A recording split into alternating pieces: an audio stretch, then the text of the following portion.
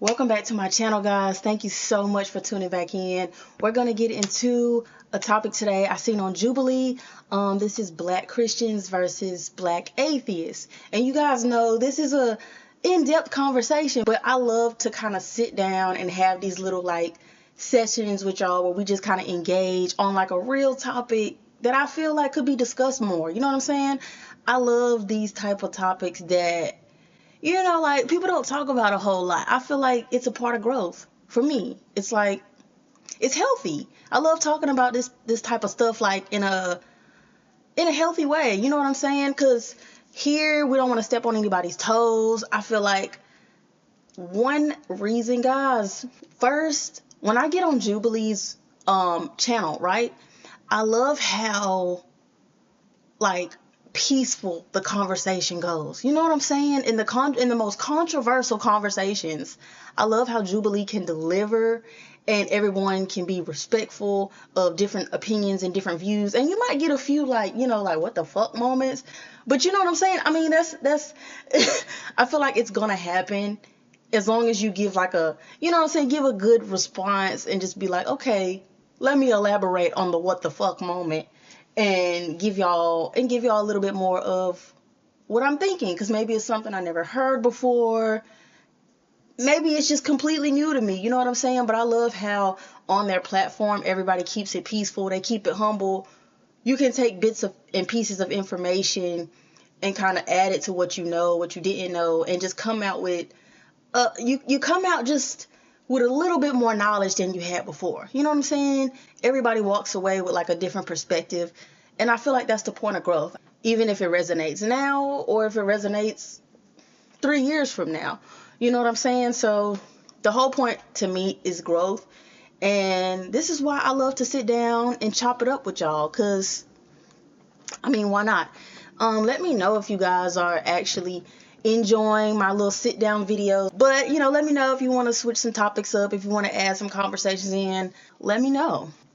If you guys haven't already, hit subscribe, hit the like button. Don't forget to check out my reactions on the channel. And real quick, I want to give you guys a backstory, a very short backstory, so we can get into it. Like I said, I want to kind of be more out there with you guys. I want y'all to have understand the basics of me, I guess. My channel is a touch of jazz, and in that realm I wanted people to understand there's many different sides of me. I was not intending on focusing my channel on just one genre. As you can see, I keep it moving and flowing because that's just how I am. Okay, so one part of me is that I'm not Christian. I am no longer Christian. I haven't been Christian since I don't even know. Maybe we're on year 7, 8. I don't know. I grew up in a Christian household my whole life, and I am a preacher's kid, basically. I'm a granddaughter of a preacher. So I was heavy in the church, and heavy, when I say heavy, I mean heavy. I was in there, okay? So, this is coming from a place of I was there, I was in the church, I was a believer. This is coming from a person who has went to vacation Bible school, Bible study every Wednesday. God, sometimes we were there. And I say that because, y'all, I was the first person there and the last one to leave. So I'm just whew, it was a lot. Okay. So when Sunday church started, I was the first one there. I'm pulling up first. Just me, my grandma, who was a pastor, some of the deacons, and it's one of them old ass country churches. So it's a couple rows in the church, right? You got a solid 10 rows in this church. It's small. We were the last ones to leave on Sunday, the first ones to get there. Bible study, vacation Bible school, and what's the other one? Missionaries, where we, go and help people. And I used to go to the nursing homes and read to the elderly and pray with them and oh my God, I was praying with everybody, okay? So that is the basis of how I grew up. So I'm just giving y'all a brief understanding of whatever I say in this video. It's coming from a place of my own journey. I have evolved in many different ways since I was a Christian believer. But we'll get into some more of that as we get through the video. But briefly, that was me, up until I was like 19 or 20. And here we are now. I'm 30 years old now, guys. So, yeah. I'm kind of debating if I want to get a drink before I watch this or not. Like, should I get like some juice real quick, or should I get some Bacardi real quick?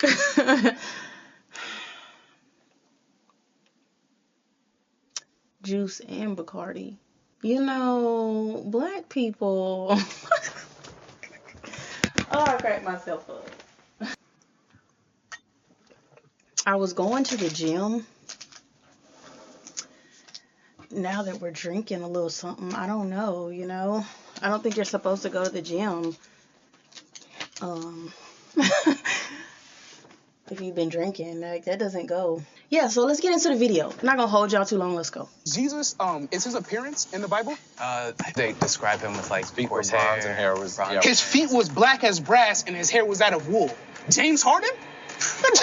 James Harden? LeBron? Hi, I'm Gen, and I explore social and controversial issues through both sides. Today I'll be moderating this middle ground episode of Black Christians versus Black Atheists. We'll be talking about the connection between race and religion, why Christians leave the church, as well as the communities that exist within and outside of the church. The first prompt is, the Black church shaped Black culture.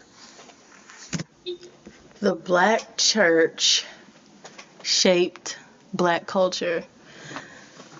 I just feel like this is going to be so much to unpack, y'all. And we're going to get into it. Oh my God, I need to get into it. But videos like this are so exciting. It's like, for me, it's like watching a podcast. I love podcasts because I know I love to watch people unpack. This seems like it's so much. Oh my God, they're starting with the Black culture. This is going to be so much to unpack. Okay, serious. If we just look at the beginning of the civil rights movement, a lot of those Black people met up in churches in order to, talk about and, fight for the freedom of Black people. And so we have a lot of gospel music in our culture as well. I know you guys have probably heard some. Even the atheists probably grew up hearing a lot of gospel music. Even now, that shapes our culture to this day. Well, I think it was even further back than just civil rights. It goes back to slavery. It goes back to so many things as a part of our history. Yeah, I think the Black church fundamentally has helped African Americans stay together. Even today, the Black church serves as a central hub for African Americans to gather and share ideas. Even in my family, the Black church was definitely pivotal for our development.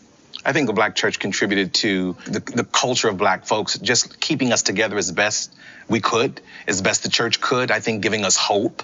I think it was also a place of education for most of us as Black folks, a place for talent and freedom of expression. So I definitely think it has a bond around us. Yeah, I 100% agree. I feel like there was a community significantly found within the church for the Black community. Like you said, education and music. There was a lot of belief, especially with what was happening during the slavery time. There was a lot of unity that brought people together and brought them hope in worshiping together and glorifying the Lord through that. So I believe that it definitely has shaped the Black churches and the Black community today. Yes, the Black church has played a pivotal role. As I was sitting here, I just realized I got the cross on my hand. I couldn't see it, but my mind was just, I noticed I was sitting here like this right here. And I know I have the tattoo. So it just dawned on me, like, I got this when I was like 18. This was my first tattoo. And like I said, it's been so long ago. Like, I wanted to get something that I thought, would be a lifetime for me. I definitely thought like, oh yeah, a cross, right? Because this is something that's going to be with me forever. I was getting my first tattoo, so I was like, oh, I want it to be something meaningful. I want something that I'm not going to regret taking off. And, lo and behold, like, a lot has changed since I was 18 in my views on different things. So yeah, I was like, it's stamped. Like, this was definitely, and sometimes I even think about it like, I don't know, it's just kind of wild to me. I had no intentions on coming out of Christianity, right? Who does? So as I don't know, delved into more and more research and critical thinking, you know, a bunch of different genres, as I went into them, I was just like, yeah, it's not, you know, it's not adding up for me. For me, it was not adding up, right? And yeah, slowly but surely, like, all of that information was just like, yep, I understand now that this was not for me right now. You know, it wasn't for me. It's not for me then. It wasn't for me now. It's not for me. Into our time here in the United States as Black people. But the Black church, I believe, doesn't define us as Black people. Is it necessarily the greatest thing for us? I definitely don't believe that. Well, I would piggyback off of that because the Black church, as we understand it within our context, is one thing. But what we forget is that Black people and Black Christians are not a monolith. So, for instance, there are 45,000 plus Christian denominations. I happen to be a Roman Catholic. You know, however, I do have family that are a part of the Black church.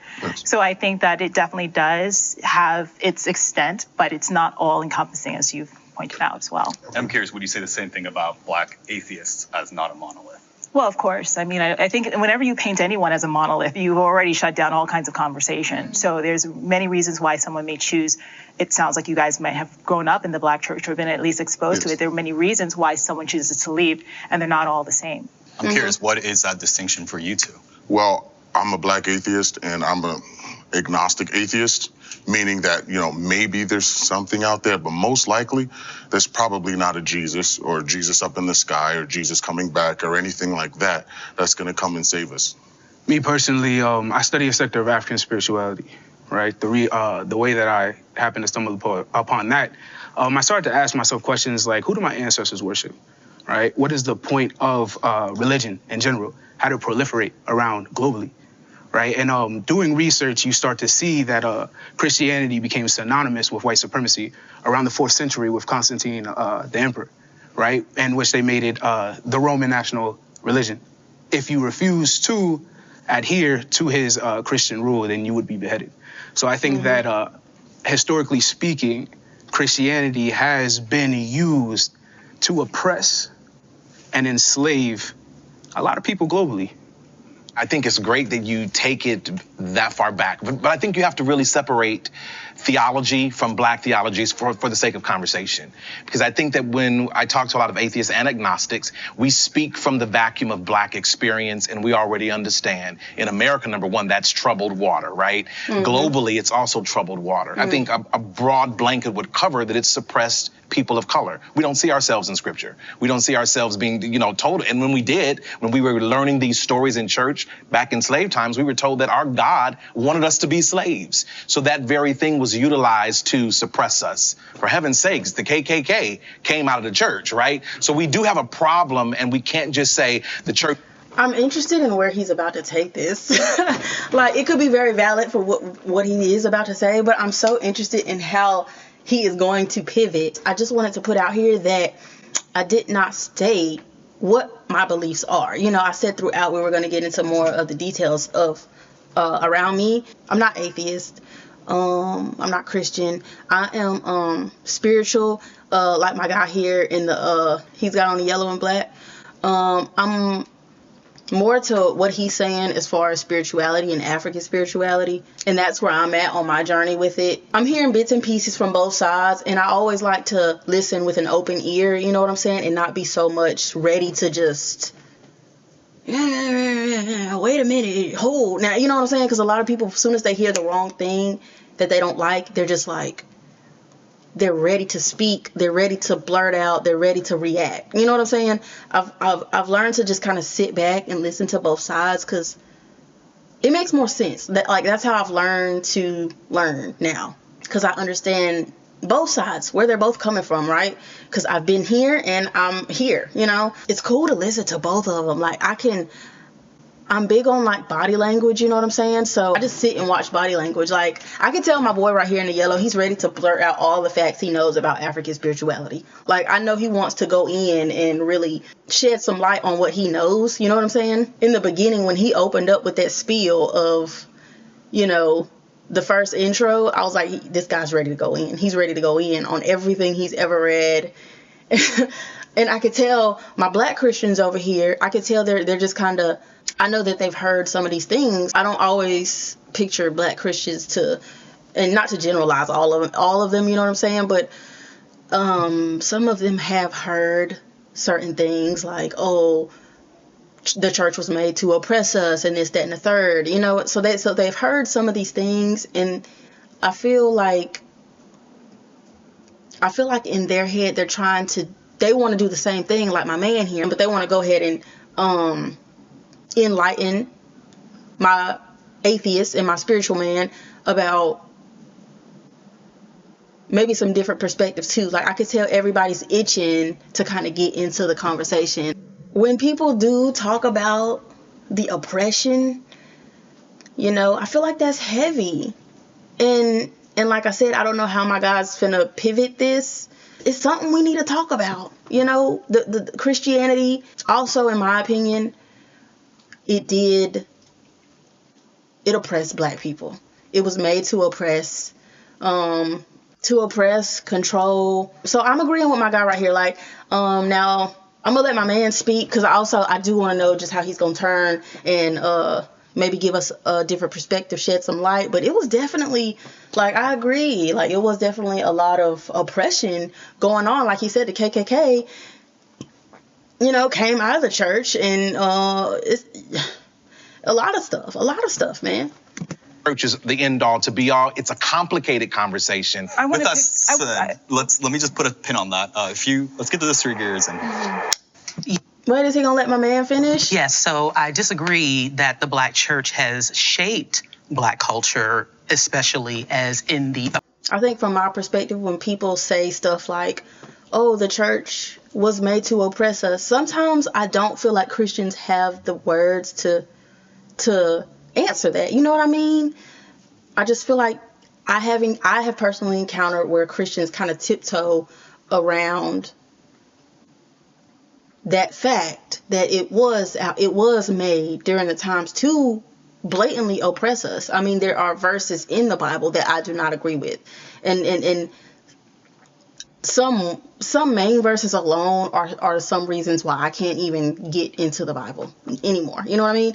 But I have witnessed a lot of that. Like, they don't fully answer when we have discussions. Like, I never get like a full answer as to, okay, how do you explain it being made to oppress us? You know what I'm saying? And then it's kind of like, I don't know, sometimes I get like, it gets brushed off.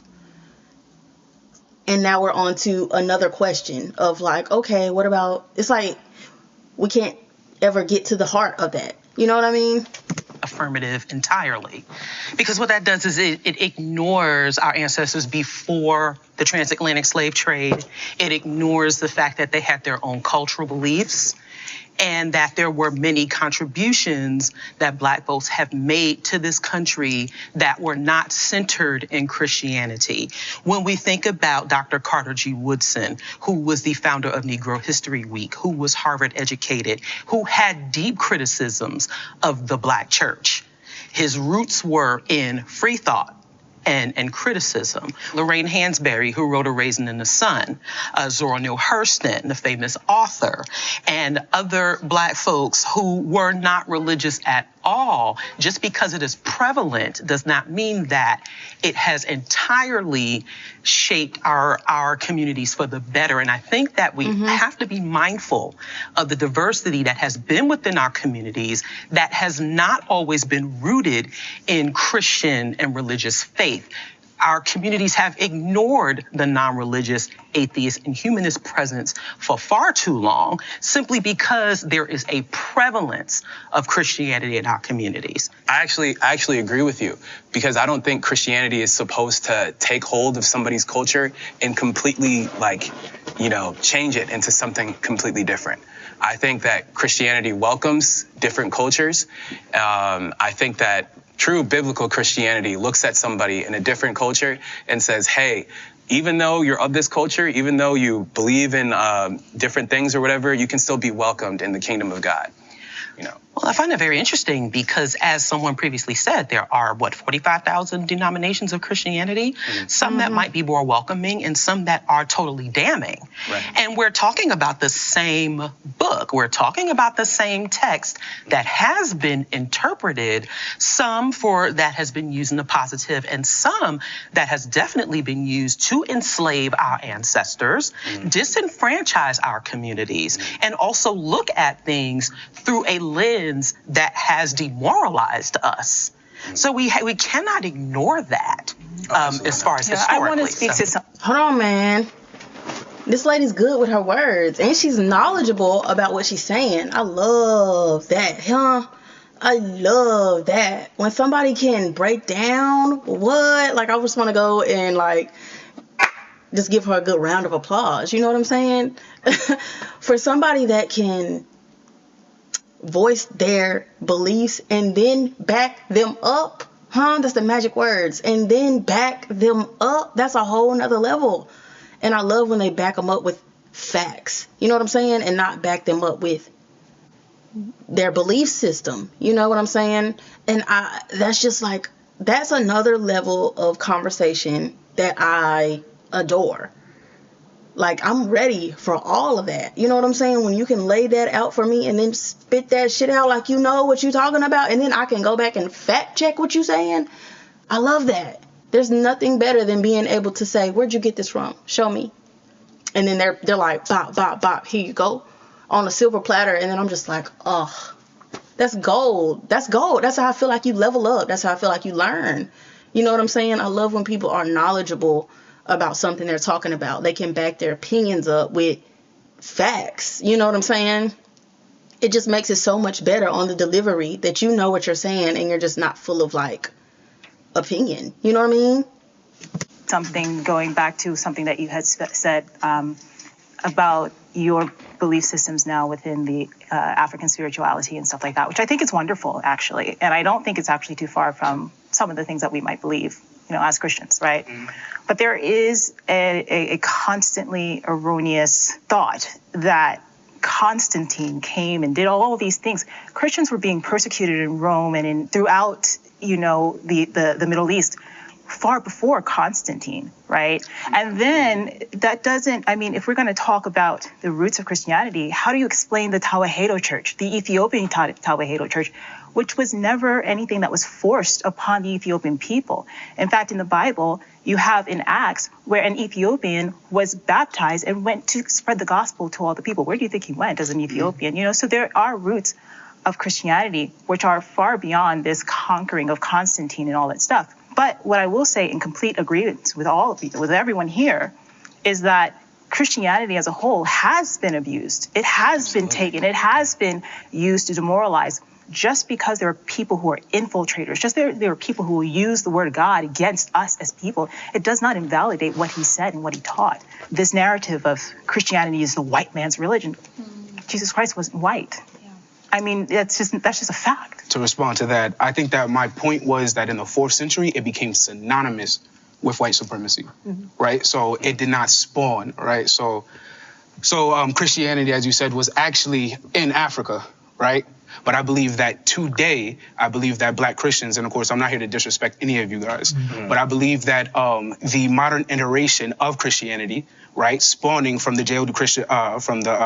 Judeo-Christian belief system, has forced Black Christians to speak a lot of multiculturalism, to put the idea of unity above the idea of Blackness, right? And when you put unity above blackness, we are the ones who suffer in America.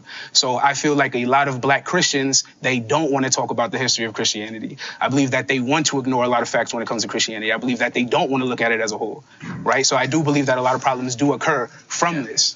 Can you explain that a little bit further, that difference between the multicultural unity and not putting blackness ahead of it? I'm so glad you asked that, Jay. Yeah, let's go. Absolutely. I was ready to hear this too. Like, Absolutely. I think that the George Floyd protests are a perfect example to look at.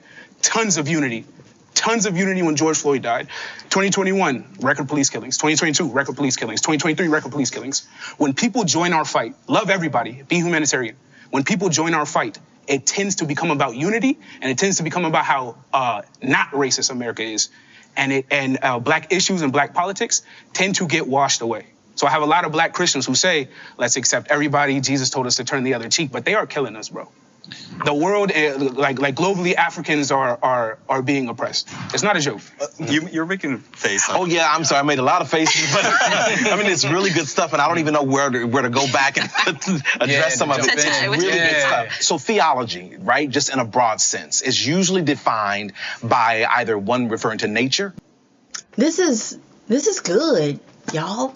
This is good. And y'all see me, I might write some stuff down because sometimes I like to go back and fact check some stuff, like, and just get like a better understanding of some stuff. I gotta go and run through some books, run through some pages, and I gotta get up in there sometimes and be like, oh, let me see about that, because I heard some shit like, if there's any topic around my thoughts, like any perspective, I love to go back in there and really get in. I like to know, you know what I'm saying? Like I was saying about Miss Lady, that really, like how knowledgeable she was just a second ago. I like to be able to resemble that, when somebody's asking me something and like, how did I land on this theory? How did I get here? How did I like to be able to go back and be like, well, here and dot, bop, bop, bop, bop, So I always got to write a little note down and make sure I'm staying on point, because I like to really know what I'm saying and like fact check some things. So this conversation is like crazy good. And I love, like I said, some people are going to have those like what the fuck moments where they got to look like, I've made some faces. I'm like, oh, wow, okay. It's crazy kind of hear people's opinions, but it's good. It's not a good conversation if you ain't making no faces. You know what I'm saying? Let me go back, because just a few seconds, because that was a load. My man said unity over blackness, and I want to see what this man here has got to say about this, how he's gonna break this down. Experiences, tradition, and maybe scripture, right? Just on a broad sense. It could be broken down even further. So I think that when we come to a place as black folks, we come and we lean heavily into our experience, right? And if all of these different sources are places where we would lean, then our pillars are a little bit out of balance if it's solely based upon what we've been through. Right? So I think that we have to be a little bit more balanced. When you said that the church hasn't impacted culture, I think the church has not impacted what we bring to church. We still hand clap, toe tap, dance, shout, run, throw wigs and everything else when you go to certain churches, right? Because black culture expresses itself a certain way. What it has done to us, and I agree to your point, is it has limited our free thought. It has limited our free thought.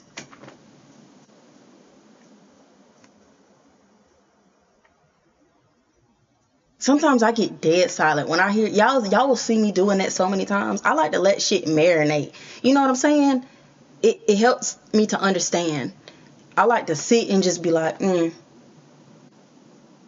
the whole time my mind's just a ticking. Like I like to soak it in. Cause sometimes, like, when you're moving too fast through something, a lot of things, it gets, it just starts being a whole lot of information. I like to sit on stuff sometimes to just, you just gotta let it soak in. You gotta let it marinate. You know what I'm saying? He says it has messed with our free thought. And I'm just like, in many different ways. Man, this makes me want to just, I love examining the Bible, man. Like my Bible is full of